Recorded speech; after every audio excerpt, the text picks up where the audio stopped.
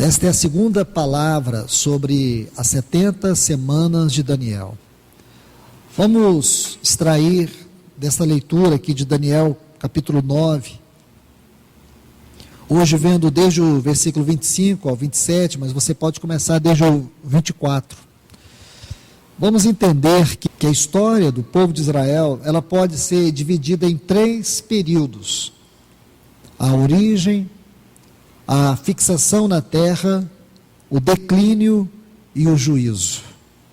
A origem, a fixação na terra e o declínio. Vamos entender a origem. Aqui nós vamos ver, irmãos, que nesses 3 períodos, irmãos, nós vamos encontrar cada um deles descrito por 490 anos. Ou 70 semanas de 7. Vamos caminhar vendo esses 3 períodos e depois, se o Senhor permitir, no próximo estudo, nós vamos retornar a este versículo 26 e 27, aqui do capítulo 9 de Daniel. Então, irmãos, estes 3 períodos aqui, eles são descritos para nós em 70 semanas cada um.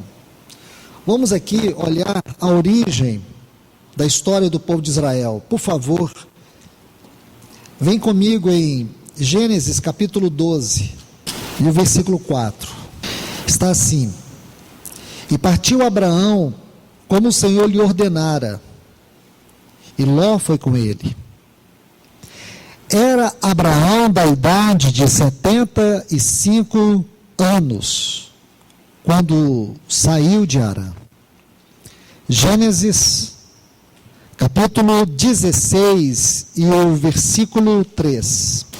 Sarai, mulher de Abraão, tomou a Agar, sua serva egípcia, e deu-a por mulher a Abraão, seu marido, depois de Abraão ter habitado por 10 anos na terra de Canaã. Vamos aqui em Gênesis, capítulo 17, versículo 1. Sendo Abraão da idade de 99 anos, apareceu o Senhor e lhe disse: Eu sou o Deus Todo-Poderoso, anda em minha presença e ser perfeito. Agora, por favor, Gênesis capítulo 21 e o versículo 5. Era Abraão da idade de 100 anos quando lhe nasceu seu filho Isaque. Amados irmãos, vamos prestar atenção que é interessante ver todos esses textos que estão diante de nós. Veja que Gênesis 2,4 diz que Abraão era da idade de 75 anos quando recebeu a promessa de sair de Harã. Daí Hebreus 11:8, você pode ver um texto como que uma luz também sobre isto. Agora, vamos colocar um texto muito importante aqui, para depois a gente fazer uma análise. Gálatas, capítulo 3, e o versículo 17, que está assim: Mas digo isto, a aliança previamente confirmada por Deus para com Cristo, a lei, que veio 430 anos depois, não invalida de forma a abolir a promessa. Se você ler todos estes versículos que fazem parte do contexto desse versículo 17, você vai ver que a ênfase que está sobre Abraão.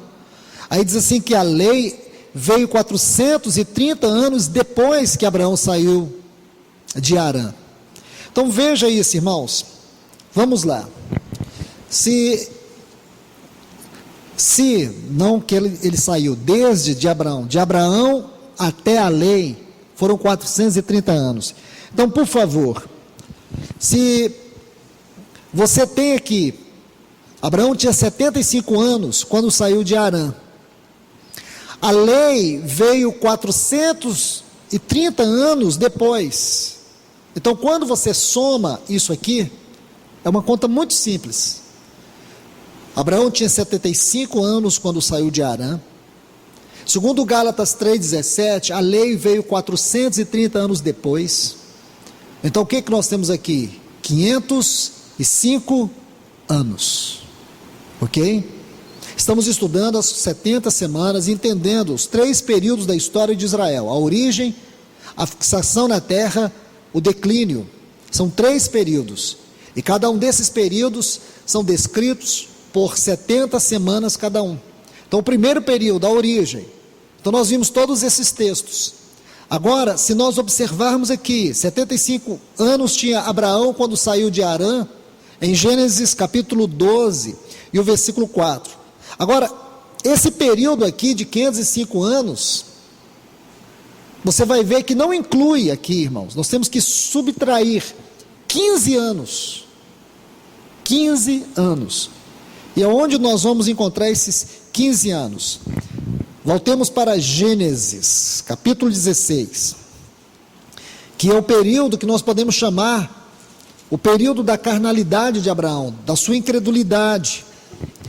Gênesis capítulo 16.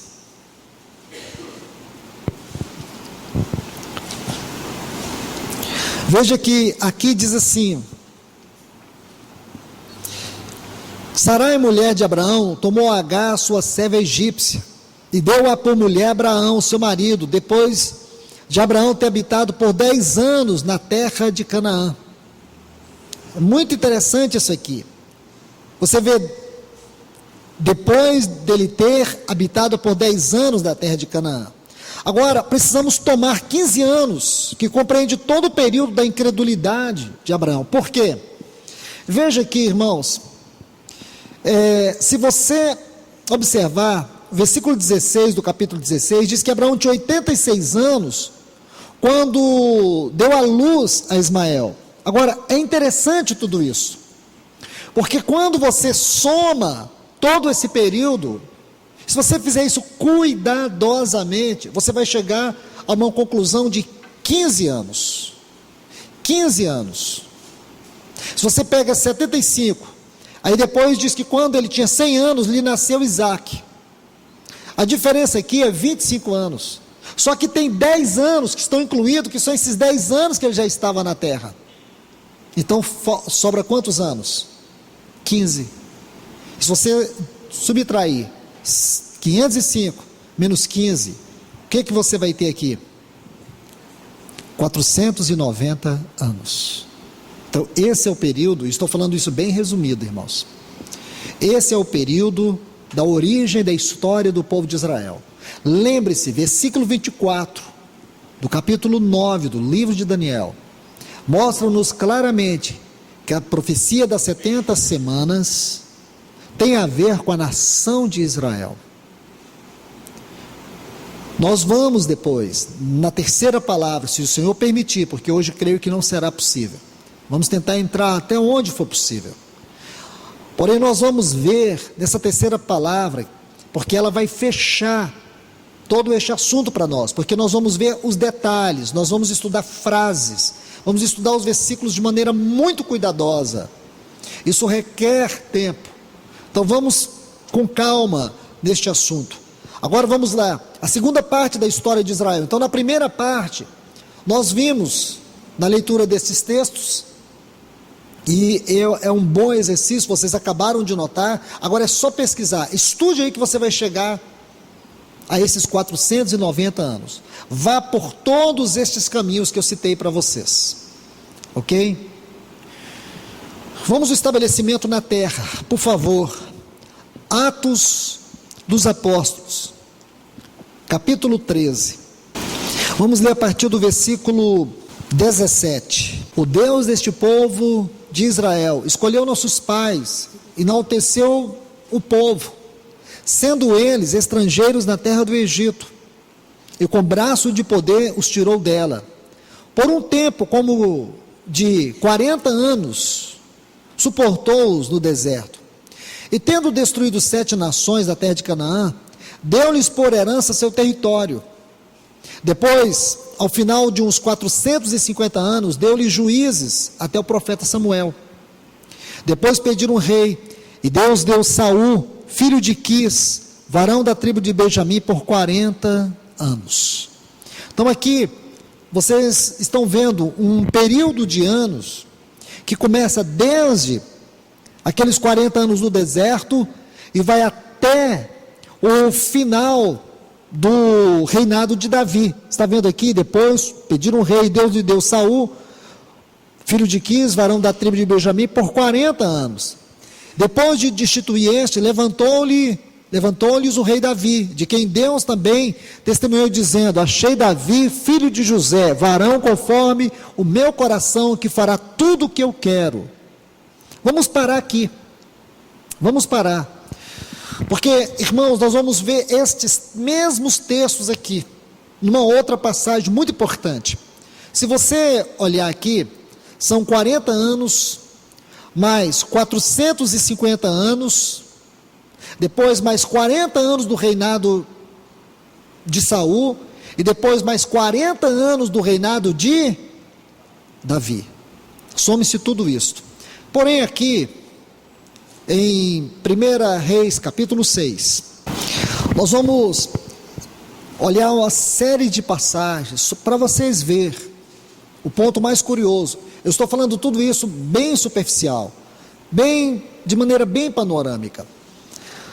Mas observe bem, olha o que diz 1 Reis capítulo 6, versículo 1. No ano 480, da saída dos filhos de Israel do Egito, o 4º ano do reinado de Salomão sobre Israel, no mês de Ziv. Então, Ziv é o 2º mês. Então, precisamente seria 3 anos e 2 meses, não é verdade?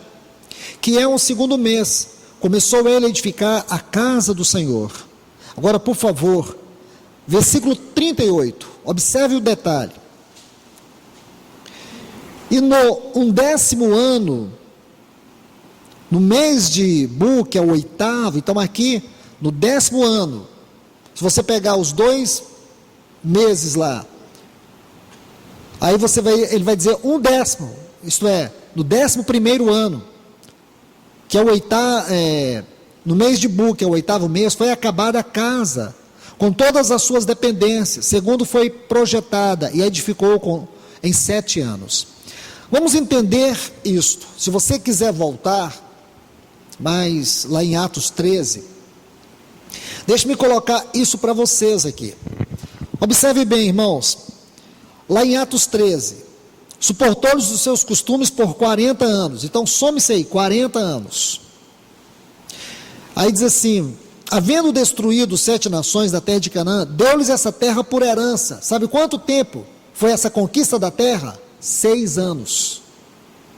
É isso que os grandes estudiosos chegaram à conclusão, fazendo toda a cronologia, todo o estudo. A conclusão é 6 anos. Isso é aceito por todos os estudiosos da palavra de Deus.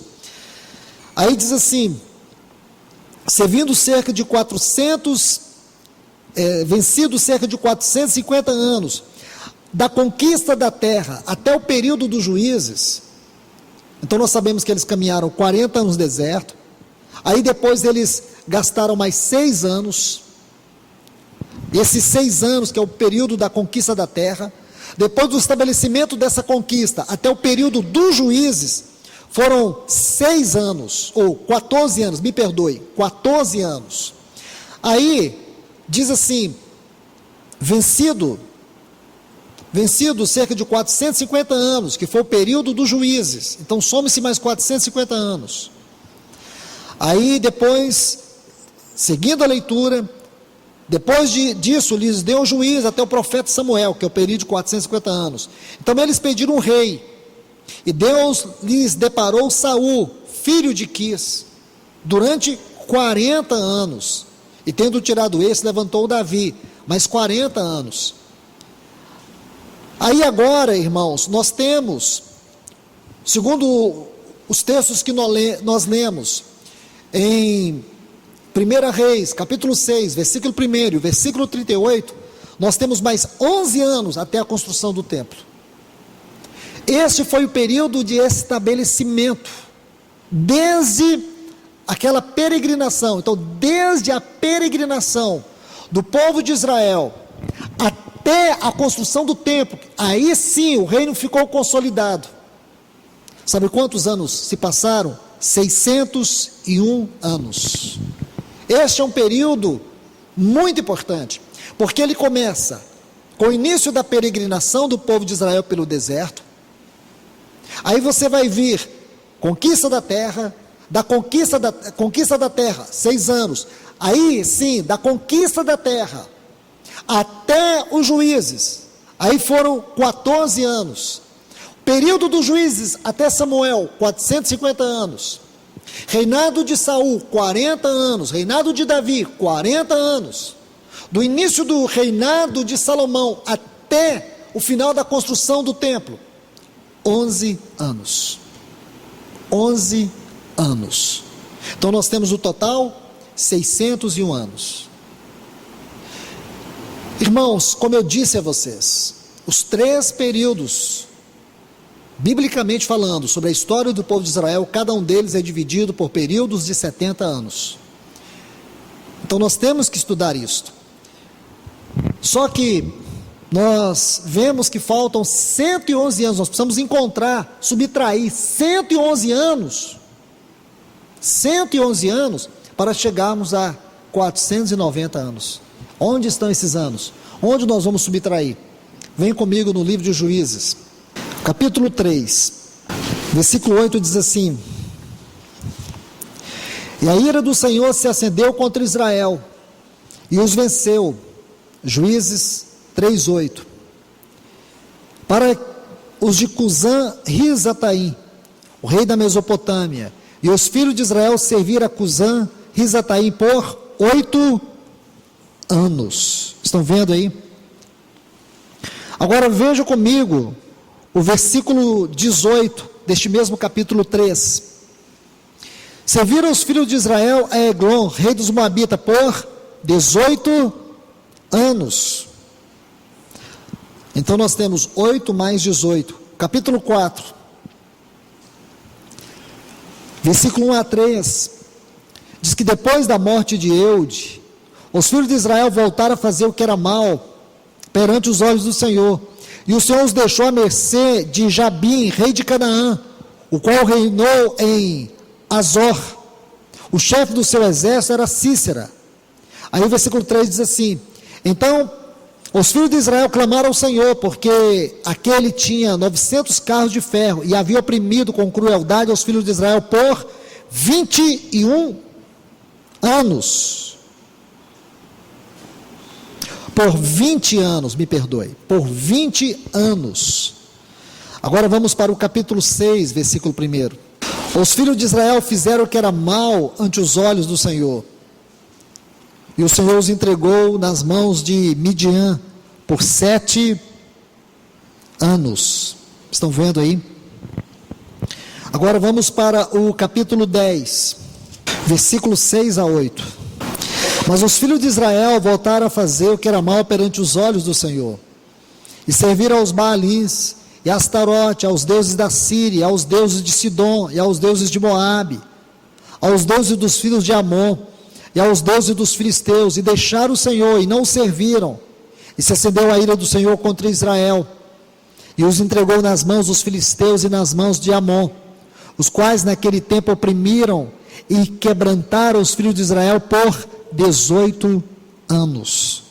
E agora o capítulo 13, versículo 1. Os filhos de Israel voltaram a fazer o que era mal perante os olhos do Senhor, e o Senhor os entregou nas mãos dos filisteus por 40 anos. Então, se você somar todos esses anos, qual o número que você vai chegar? 111 anos. Se você diminuir 111 de 601, qual a conclusão que você vai chegar? 490 anos. Muito clara a palavra de Deus. Vamos para o último agora, irmãos. O declínio e o juízo. Essa talvez seja a parte mais fácil de você estudar. Esse período começa com a construção do templo e termina com a vinda de Neemias a Jerusalém para edificar a cidade. Então, amados irmãos, é uma conta muito simples.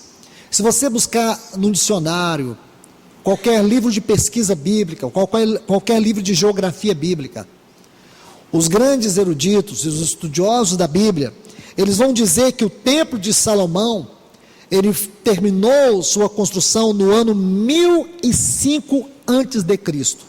Esta é uma data aceita pela maioria, ou pela grande maioria, dos estudiosos da palavra de Deus. Então o templo foi construído no ano 1005. Todos nós sabemos que a cronologia dos anos, os anos foram contados antes de Cristo e depois de Cristo. Então, antes de Cristo, você vai ver que o templo foi construído, terminou a conclusão do templo no ano 1005, e Neemias subiu para reconstruir os muros da cidade de Jerusalém no ano 445. Então, se você observar aqui, irmãos, irmãs, se você fizer essa conta, diminuir 1005 de 445, você vai chegar a 560. Então vamos olhar algo interessante. Na fixação da terra, desde a saída do Egito até a construção do templo, nós vimos que os anos foram de 601 anos. E nós vimos que os anos que o povo de Israel esteve debaixo de cativeiros são anos que não foram contados. Da mesma forma que Deus não contou os anos os quais Abraão, desde o momento da incredulidade de Abraão, aquele período que compreende 15 anos ao todo. Se você olhar no capítulo 13, do capítulo 16, perdoe-me, e o capítulo 17 do livro de Gênesis, você vai ver 13 anos, mas nós sabemos que ao todo foram 15 anos. Então os anos em que o povo de Israel esteve subjugado, esteve apostatado, esses anos não foram anos contabilizados. Deus não conta, irmãos, os anos da nossa incredulidade, os anos da nossa apostasia, são anos perdidos. Deus não conta. Por isso que o Salmo 90, versículo 6 diz assim: ensina-nos a contar os nossos dias para que alcancemos um coração sábio. O tempo que nós ficamos apostatados, indiferentes, que nós fugimos da vontade de Deus, esse tempo não é contado. Irmãos, Deus conta o tempo que nós vivemos e permanecemos na sua vontade. O tempo fora da sua vontade são tempos perdidos. E aqui mais uma vez, vocês vão ver, nós temos aqui uma diferença de 70 anos para 490. E aonde que nós vamos encontrar? Então, o templo foi construído no ano 1005 a.C. Neemias partiu para Jerusalém para reedificar os muros no ano 445. Então você sabe que esses anos, de maneira cronológica, eles são decrescentes, até Cristo. Então você vai fazer uma conta aqui, se você subtrair 1005 de 445, você vai chegar a 560. Porém, irmãos, nós temos que subtrair aqui aqueles 70 anos do cativeiro da Babilônia. Se nós subtrairmos aqui os 70 anos, então qual é o tempo que nós vamos ter aqui? 490 anos. Muito interessante tudo isso, irmãos. Deixe-me dar dois textos para vocês aqui. Jeremias capítulo 25 e o versículo 11. Jeremias 25, 11 diz assim: toda a terra virá a ser um deserto e um espanto. Estas nações servirão ao rei da Babilônia 70 anos. Daniel capítulo 9. Então, Jeremias 25, 11 e Daniel 9, 2. Coloque esses textos juntos aí nas suas Bíblias. No primeiro ano do seu reinado, eu, Daniel, entendi pelos livros que o número de anos de que falara o Senhor ao profeta Jeremias, que havia de durar as assolações de Jerusalém, era de 70 anos. Então agora nós temos que subtrair 70 anos. Então nós vamos chegar a 490 anos. Meus irmãos, 3 períodos: a origem, estabelecimento na terra e o período do declínio e do juízo de Deus, os tratamentos de Deus. Todos esses 3 períodos foram períodos de 70 anos. Agora, por favor, vamos introduzir agora o assunto do versículo 27, se o senhor permitir, e nós podemos avançar o máximo possível. Voltemos agora, meus irmãos e irmãs, para Daniel capítulo 9. Veja o versículo 27, vamos nos deter nesse versículo 27.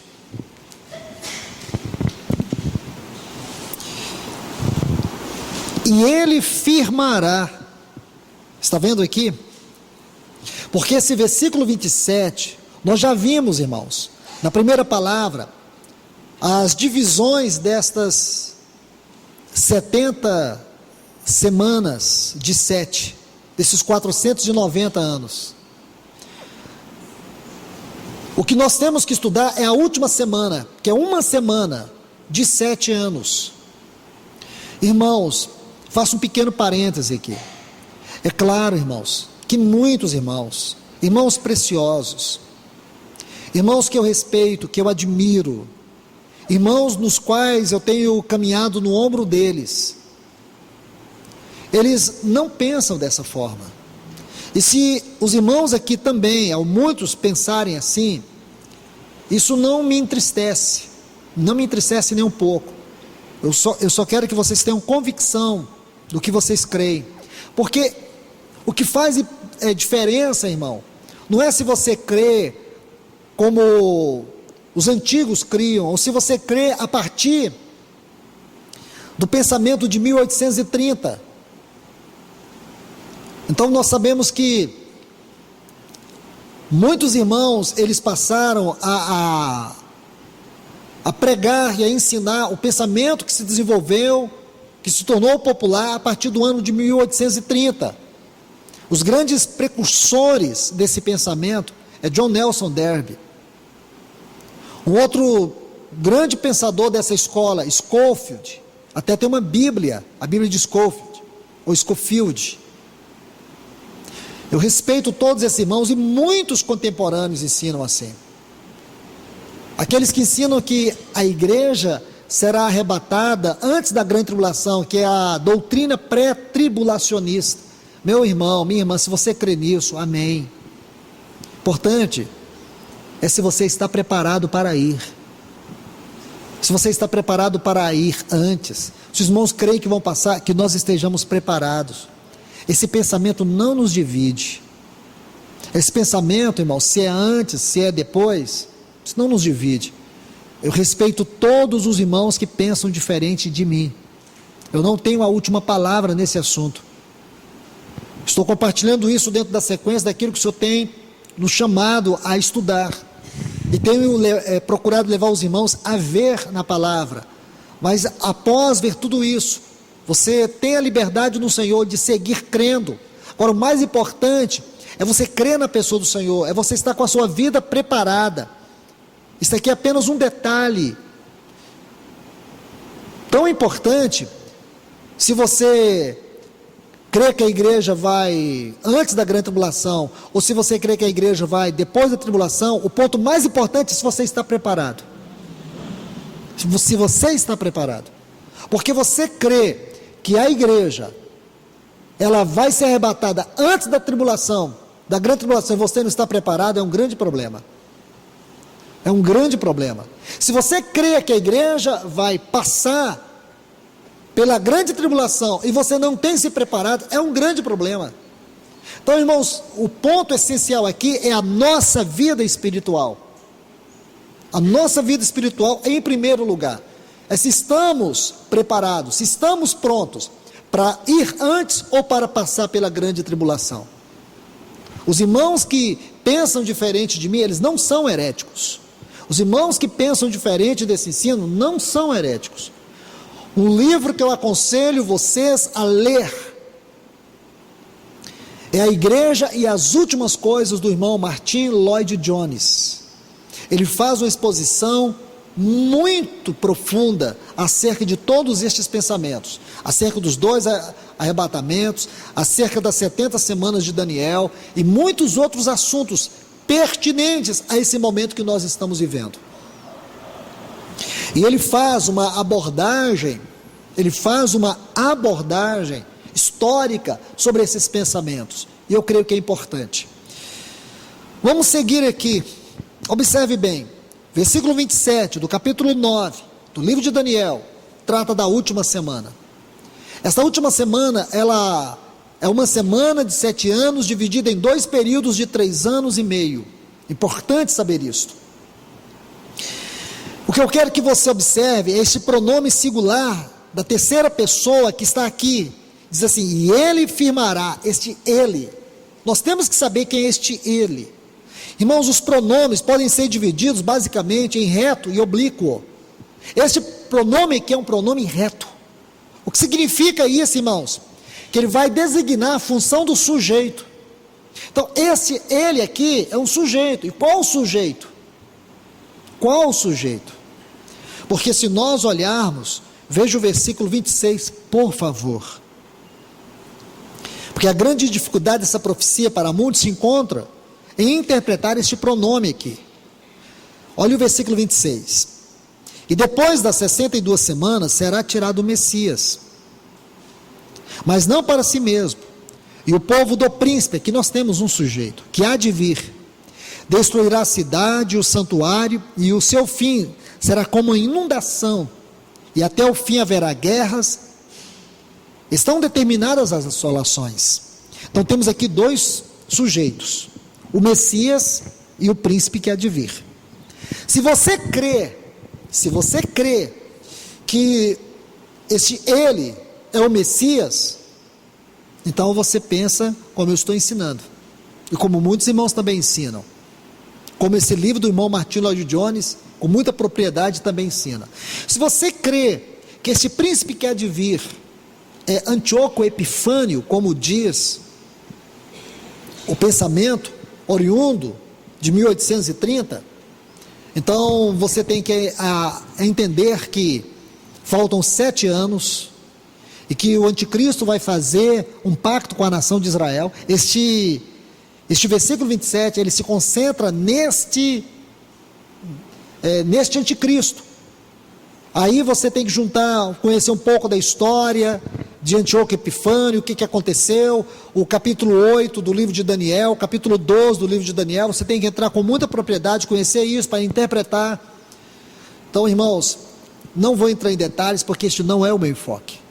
O meu enfoque é mostrar algo que eu vejo de maneira muito clara e de maneira muito ampla sobre isso. Este outro pensamento, eu não quero entrar em detalhes sobre ele. Olha o que diz aqui. Este ele, para mim, não é o príncipe que há de vir. Este ele, para mim, é o Messias, porque a grande ênfase, tanto do versículo 24, 25 e 26 aqui, está no Messias, e o 27 também está no Messias. Porque nesta última fase da história do povo de Israel, ela é muito importante, irmãos. Nós vamos pegar detalhes aqui que vão ampliar nossa visão sobre as 70 semanas. Algumas versões, permita-me olhar o versículo 25 aqui, de acordo com algumas versões. A revista atualizada está assim, até o ungido ao príncipe. A versão corrigida está assim, até o Messias, o príncipe, que é a mesma coisa. A Reina Valera de 1995 está assim, até o príncipe, Messias. E a versão King James, é uma versão em inglês, e hoje em português nós temos essa versão. Está assim, até o príncipe Messias. Esse príncipe Messias é uma referência aberta, clara, ao nosso Senhor Jesus. Então, nós temos que observar alguns detalhes, alguns pontos no versículo 27. Primeiro, vamos agora atentar firmemente no versículo 27. Olha essa frase, e ele fará firme aliança. Essa palavra firme aqui vem de um texto no hebraico que quer dizer prevalecer, confirmar. Então ele vai prevalecer e ele vai confirmar a aliança. Irmãos, preste atenção, eu quero que vocês anotem, por favor. Essa palavra aliança, no Antigo Testamento como no Novo Testamento, é uma palavra muito importante. A origem desta palavra procede do coração de Deus. Deus é um Deus de aliança.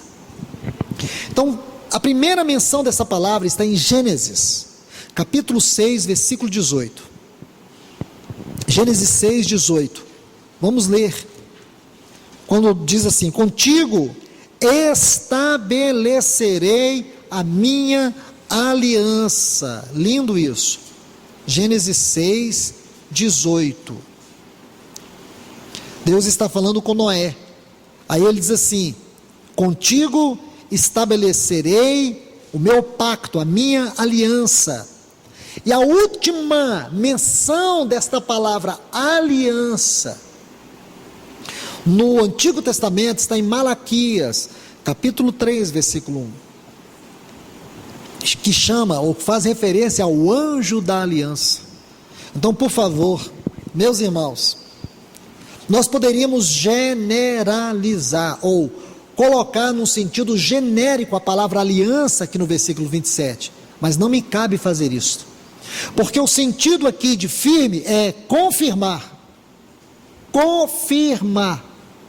O nosso Senhor Jesus, quando ele foi lá na cruz do Calvário, irmãos, ele veio confirmar esta aliança. Ele fez com que esta aliança de Deus, que ele fez com Noé, que ele fez com Abraão, que ele fez com a nação de Israel, e mesmo Israel tendo fracassado na aliança, ele diz no livro de Jeremias que ele firmaria uma nova aliança. Agora, essa nova aliança, irmãos, ela não é uma aliança que ela vem para destruir a primeira, ela vem para confirmar, ela vem simplesmente para fazer com que a aliança do coração de Deus, como diz o irmão Lloyd Jones, ele diz que todas as alianças que Deus fez, tinha como propósito ratificar.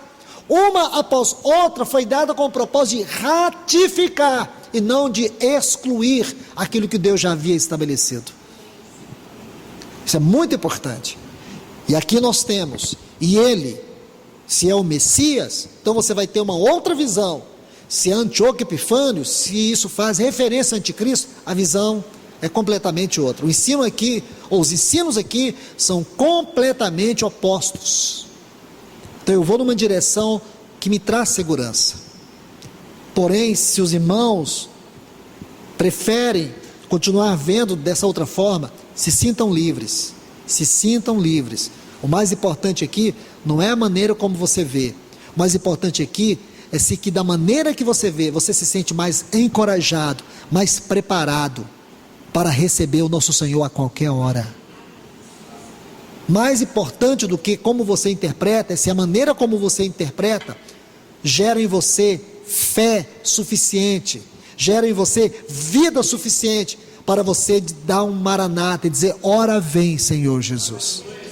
Não é se você interpreta desse ou daquele jeito para sair discutindo com os irmãos, não é isso. E o meu desejo aqui não é desfazer dos irmãos que ensinam diferente de mim. Esta é a maneira que consigo ver, meus irmãos. A outra palavra que eu quero citar aqui, então, firme, a primeira, aliança, a segunda, a terceira, com muitos. Está vendo essa palavra aqui? Muitos. Importante isto. Irmãos, nós temos que entender que a salvação é eterna. A salvação que Deus deu é eterna em seus efeitos mediante o sangue de Cristo Jesus. Tem poderes insondáveis. A salvação que Deus nos deu em Cristo Jesus tem poder imensurável. Os poderes, ou o poder de Deus nessa salvação, é algo que nós não conseguimos chegar à sua profundidade, nem medir, porque é algo grandioso. Mas há um detalhe, porque a salvação, ela foi realizada em favor de todos os homens, mas ela só será alcançada por aqueles que creem. Ou nós somos universalistas? Claro que não. Muitos ensinam que no final todos um dia serão salvos. Isso chama-se universalismo. E deixe-me dizer, existem pessoas que eu respeito, que acreditam nisso. Eu não creio, irmãos. O inferno, quando você vê a abominação do coração do homem, quando você vê a maldade do coração do homem, quando você vê o desprezo ao amor de Deus, à graça de Deus, à misericórdia de Deus, ao perdão de Deus, à obra da cruz, você vê o quanto o inferno se faz necessário. E a maneira como o homem, ele recusa a salvação que é de graça, e vai ganhar o inferno pagando um alto preço, para poder viver a satisfação da sua carne e dos seus pecados. Quando você olha para o coração do homem, você que vê que o inferno se faz necessário. Agora, veja que a expressão muitos, nos leva a ver o objetivo da salvação. Então, por quem Cristo morreu? Como eu disse, tem universalismo. O universalismo diz que ele morreu por todos, e um dia todos serão salvos. Particularmente, eu não sou apreciador deste evangelho, dessa salvação universalista. Nós temos que ver que a suficiência da morte de Cristo, ela é infinita. Ela é infinita. Mas nós temos que ver algo aqui. Veja alguns textos, anotem alguns textos. Romanos 5,18.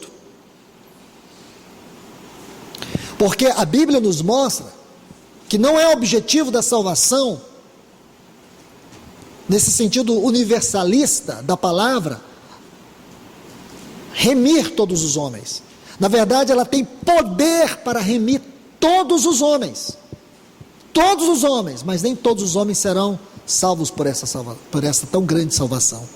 Romanos 5,18 diz assim: pois assim como por uma só ofensa veio o juízo sobre todos os homens para condenação, assim também por um só ato de justiça veio a graça sobre todos os homens. Está vendo? Para justificação que dá vida. Então a graça de Deus veio para todos os homens. Deixe-me adicionar outros dois textos a esse. Tito 2,11. Ouçam: porquanto a graça de Deus se manifestou salvadora a todos os homens. A graça se manifestou salvadora a todos os homens. E eu pergunto: todos os homens serão salvos por esta graça? Não. Por último, 1 João, capítulo 2, versículo 1 e 2. João diz: filhinhos meus, estas coisas vos escrevo para que não pequeis. Se todavia alguém pecar, temos advogado junto ao Pai, Jesus Cristo o justo. Ele é a propiciação pelos nossos pecados, e não somente pelos nossos próprios pecados, mas ainda pelo mundo inteiro. Então você vê, a salvação, ela foi realizada em função do mundo inteiro, mas nem todos serão salvos. Nem todos. Observe bem, a expiação de Cristo na cruz do Calvário, ela foi oferecida a todos os seres humanos, porém nem todos receberão, porque nem todos crerão. João 1,2.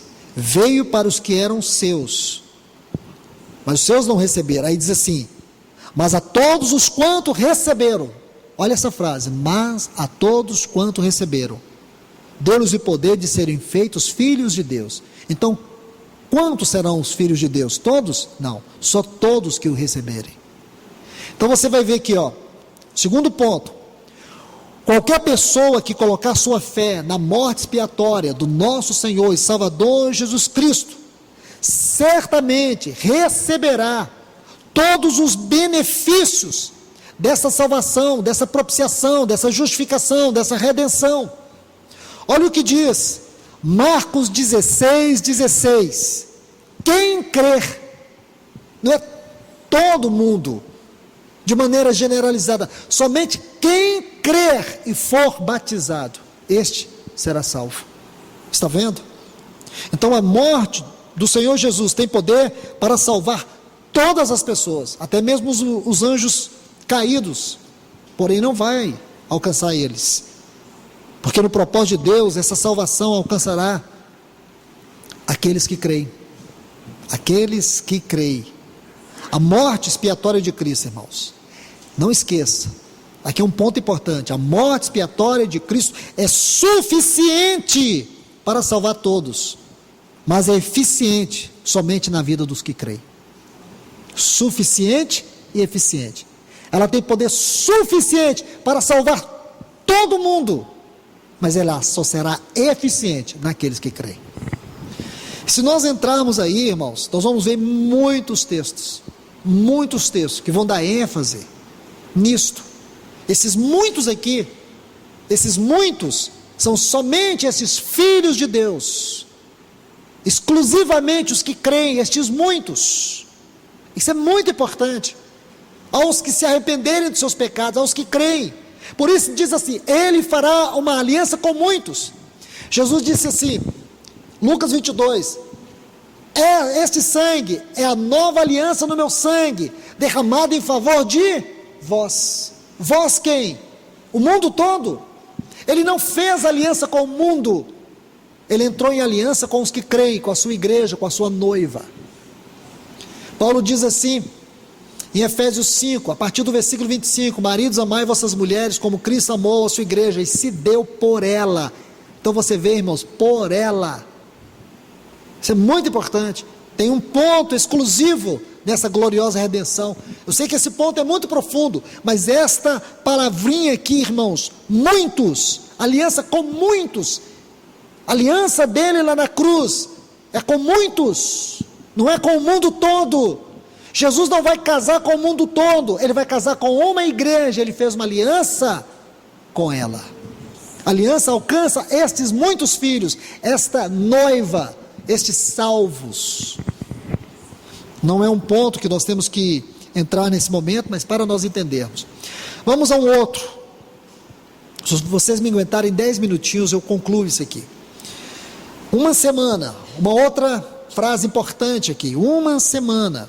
Irmãos, uma semana. Deixe-me colocar algo novamente aqui. A palavra semana, eu disse isto no estudo passado. Essa palavra não existe no texto original. Não existe essa palavra semana. A palavra aqui no hebraico é shabua, que é 7. 7, está vendo aqui? Não tem a palavra semana. Quando você lê aqui, e ele fará uma firme aliança com muitos por uma semana, não está assim no texto original. Ele fará e prevalecer, ele fará prevalecer aliança sobre muitos por 7. Está vendo aqui? Por 7 dias seria o mais correto. Um período de 7 dias. Aí você diz, bom, fica mais complicado. Não fica, irmãos, não fica. Deixe-me dizer, porque uma semana, o número 7, vamos estudar o número 7, é muito importante, porque o número 7 fala da perfeição da obra de Deus. O número 7 fala da perfeição da obra de Deus. A primeira vez que você vai ver menção nisso está onde? Gênesis. Deus criou o mundo em 5 dias, criou o homem no 6º dia e descansou no 7º dia. Olha que lindo isso aqui, irmãos. Que lindo isso aqui. É uma coisa muito importante. Ele descansou no 7º dia. Então o número 7 tem a ver com o descanso de Deus sobre a obra de suas mãos. 2 vezes você vai ver nos evangelhos, especialmente você vai ver isso em Mateus, o céu se abrir e Deus dá testemunho, este é meu filho amado, no qual eu me emociono, eu encontro nele o meu prazer, porque desde que o homem caiu, Deus perdeu o seu prazer no homem. Agora Deus tem o seu prazer no seu filho, e quando o seu filho, naqueles 3 anos e 6 meses, quando ele cessou todo o sacrifício, todas as ofertas, porque quando ele morreu lá na cruz, nenhuma forma de oferta Deus recebe, a não ser aquela que foi feita lá na cruz. O livro de Hebreus é todo escrito para nos mostrar isso. O livro, a Epístola aos Gálatas, é escrita para condenar toda forma de judaísmo no meio do povo de Deus. Uma única oferta acabou com todas. É aquela oferta da cruz, é a única que Deus se satisfaz. Nesta oferta Deus encontrou novamente o seu descanso e o seu prazer. Estão vendo aí Muito importante, irmãos. Muito importante. O ministério de Cristo foi um ministério de 3 anos e 6 meses. A primeira parte da semana está aqui. E aonde está a segunda parte, então? Fica muito claro. Continue olhando aí os textos na sua Bíblia. Na metade da semana, olha aqui. Na metade da semana, na metade dos 7, 3 anos e 6 meses, é o período que corresponde ao ministério de Cristo. E agora, e a outra metade? Irmãos, anotem aí. No livro de Apocalipse, essa outra metade é descrito de várias formas. Primeiro, 42 meses. Se você pegar os meses judaicos, de 30 dias cada um, 42 meses corresponde a 3 anos e 6 meses. Que é os textos? Vamos lá. Então o Apocalipse vai descrever essa outra parte, porque a primeira parte de 3 anos e 6 meses, nosso Senhor já cumpriu, na morte dele. Ele fez cessar o sacrifício, porque todo sacrifício agora, irmãos, não tem nenhum valor diante de Deus, porque Cristo acabou com todo sacrifício com a sua única oferta. Os escritos aos Hebreus, a Epístola aos Hebreus fala disso. Vamos lá, Apocalipse capítulo 11, versículo 2. Apocalipse capítulo 13, versículo 5. Não vou ler os textos, mas esses 2 textos vão falar do período de 42 meses, que corresponde ao tempo da grande tribulação, 3 anos e 6 meses. 1260 dias, novamente, período de 3 anos e 6 meses, 1260 dias corresponde a 3 anos e 6 meses, é descrito no livro de Apocalipse, Apocalipse capítulo 11 e o versículo 3, e depois, Apocalipse capítulo 12 e o versículo 6, e a última referência, no livro de Apocalipse sobre essa outra metade de 3 anos e 6 meses, está no capítulo 12 e o versículo 14, Apocalipse 12, 14, que fala de um tempo, um ano, 2 tempos, mais 2 anos, e metade de um tempo, 6 meses, 3 anos e 6 meses, aonde está isto? Apocalipse, capítulo 12 e o versículo 14, e tem uma referência em Daniel, capítulo 7, 25, que também vai falar disso. E agora, irmãos, sexto, diz assim: fará cessar sacrifício e a oblação. Observe essa parte aqui do texto, o tanto que é importante, irmãos. Fará cessar, está vendo essa palavra cessar? Primeira ocorrência dela está em Gênesis 2:2. Gênesis 2:2, a primeira ocorrência dessa palavra no hebraico, na Bíblia, Gênesis 2:2, está assim: e havendo Deus terminado, no dia 7º, irmãos, tem alguma luz para você aqui? Para mim tem toda, eu não precisava de muita coisa, olha aqui, tendo Deus terminado, essa palavra terminada é essa palavra cessar, tendo Deus terminado no 7º dia a obra que fizera, quer dizer, irmãos, todo este período, escute bem, todo esse período, irmãos, vai ser concluído por 2 grandes obras. A primeira aconteceu com o clímax da primeira vinda de Cristo, quando ele foi lá na cruz e morreu por nós, 3 anos e 6 meses. A segunda também se dará neste período de 3 anos e 6 meses, quando ele voltar para a sua igreja. Estão vendo, irmãos? Por quê? Porque quando ele voltar nesse segundo período, no primeiro ele terminou. Sabe onde está a segunda menção dessa palavra na Bíblia? No versículo 3 aqui de Gênesis 2, Gênesis 2, 3, é a segunda menção dessa palavra, e é muito oportuna. Olha o que diz: e abençoou Deus o 7º dia, porque esse 7º dia, se você ver, é uma semana de 7 dias, quer dizer, é o 7º dia, haviam passado 7 dias, só falta uma semana, aqui está mencionando uma semana. Deus terminou na 7ª semana, aí diz assim: e abençoou Deus o 7º dia, santificou, porque nele descansou. Essa palavra descansou é a mesma palavra cessar, mesma palavra, irmãos. Que lindo é isso! Quem duvida que foi o Espírito Santo que inspirou essa Bíblia? Tem como você duvidar? Nós precisamos só dessas 2 palavras, irmãos. Olhe bem, terminou e descansou. Está vendo aqui? Tem a ver com a pessoa de Cristo. A primeira, terminou, tem a ver com a pessoa de Cristo lá na cruz. Descansou, tem a ver com a glória da obra de Cristo, porque quando Ele voltar, e você pode ver dois textos aqui. Primeiro, Isaías 53, 11, diz que Ele se alegrará vendo o fruto do seu penoso trabalho. Quando é que Ele vai se alegrar, irmãos? Quando Ele vier e nos arrebatar, quando Ele nos tomar, Ele vai abrir todas as cortinas do céu e vai dizer assim: vinde, benditos de meu Pai, possuí o reino que está preparado para vós. E a outra passagem, em 2 Tessalonicenses, capítulo 1, versículo 10, diz que quando Ele vier, Ele será glorificado nos seus santos. Essas duas passagens formam um quadro lindo para nós, para mostrar o peso dessa palavra, cessar, terminou, ou terminar e descansar. Aí, por último aqui, já estou terminando. Sobre as asas das abominações virá o assolador. Eu gosto muito da Reina Valera nesse ponto. A palavra abominações aqui é a palavra detestável, abominável, assolador, aterrorizador. Agora veja, irmãos, que o nosso Senhor, Ele mencionou isso aqui. E quando ele mencionou, Ele não apontou para o passado, Ele apontou para o futuro.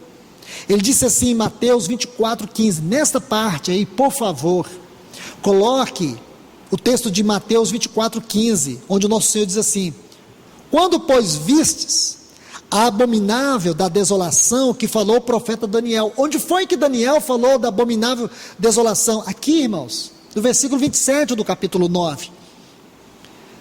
De quem falou o profeta Daniel, no lugar santo. Quem lê, entenda. Então você vê aqui que ele chega a dizer no pináculo do templo. Olha o que ele diz. Ele diz assim: e ele fará um firme pacto com muitos por uma semana, e na metade da semana fará cessar o sacrifício e a oferta, sobre as asas do templo, porque o templo era o lugar sagrado. Está vendo aqui? Era o lugar santo, era o templo. Entende? Ele faz menção. Eu gosto muito da Reina Valera nesse texto aqui. Ela é muito clara. Então você junta aqui, você vai entender que o nosso Senhor está apontando. E você sabe que o nosso Senhor, Ele profetiza ali em Mateus 24 que estaria acontecendo dessa profecia. Porque Jerusalém foi destruída no ano 70 depois de Cristo. 70 depois de Cristo. Então aqui, irmãos, nós teríamos que ser em outros textos. Eu não vou fazer isso, porque nós temos que voltar lá para Gênesis, mas nós não vamos fazer isso, não vai dar tempo. O oitavo ponto que eu quero que vocês olhem aqui nós já terminamos. O que está determinado será derramado sobre o assolador. É a parte final aí do versículo 27. Eu gosto muito da Bíblia na linguagem de hoje, uma versão alternativa que diz assim: até aquele que fez isso seja destruído conforme Deus determinou. Então, meus irmãos, esta é a profecia das 70 semanas. O que nós temos que entender é que horas estamos da noite. Então, no entendimento aqui, não faltam uma semana de 7 anos. Falta apenas a metade da semana se cumprir. E quando ela vai se cumprir? No tempo da grande tribulação. A metade já se cumpriu, a outra metade se cumprirá. É importante isso? É importante. Dentro do que temos estudado sobre as trombetas, esse é um ponto importante da profecia, porque é uma ênfase clara sobre esse tempo da grande tribulação, tempo que este mundo ainda vai passar, e que a igreja precisa estar preparada para isso. Mesmo que você creia que você vai ser arrebatado antes, esteja pronto, esteja preparado, e a hora é agora. Os acontecimentos que estão diante de nós são claros, irmãos. Hoje se fala em terremoto com muita naturalidade. Hoje se fala de grandes catástrofes com muita naturalidade. As pessoas estão anestesiadas. A sensação que eu tenho é que a imprensa, as televisões, os noticiários, eles não trazem para nós os verdadeiros fatos. Aquilo que as pessoas têm colocado através dos smartphones, através da internet, é muito mais chocante do que o que os jornais mostram. Porque se de fato o mundo soubesse como ele realmente está, o que realmente está acontecendo, haveria um colapso no mundo. E nós não estamos aqui, irmãos, para sensacionalizar. Nosso assunto não é este, o nosso assunto é a igreja. É dizer para a igreja, vamos estar preparados. É olhar para estas profecias, especialmente esta do capítulo 9 de Daniel, que é uma das mais importantes da Bíblia, e ver como cada detalhe dessa profecia se cumpriu. Cada detalhe. Não apenas ver que elas se cumpriram, mas como elas se cumpriram. Então, meus irmãos, Deus é fiel e vela pela sua palavra. Que nós estejamos certos disso. O nosso Deus, Ele cumprirá a sua palavra. Que Deus os abençoe. Me perdoe pelo tempo que nós passamos hoje, irmãos. Que Deus abençoe vocês mais uma vez. Pai, nós te louvamos, nós te adoramos, te bendizemos por tudo. Obrigado pelos teus filhos que estão aqui. Obrigado, Senhor, por aqueles que se esforçaram para vir e não puderam vir. Por todo esse tempo chuvoso, difícil que nós temos vivido. Mas que o Senhor possa inundar os seus corações de paz, de alegria e de gozo do teu Espírito. Senhor, que alegria é para nós estudar estas profecias e ver o seu cumprimento. Ver como o Senhor é fiel na tua palavra. Enche o nosso coração de alegria, Senhor, por ver tua fidelidade na tua palavra. Nós te adoramos, nós te bendizemos, no nome do teu amado Filho Jesus. Amém.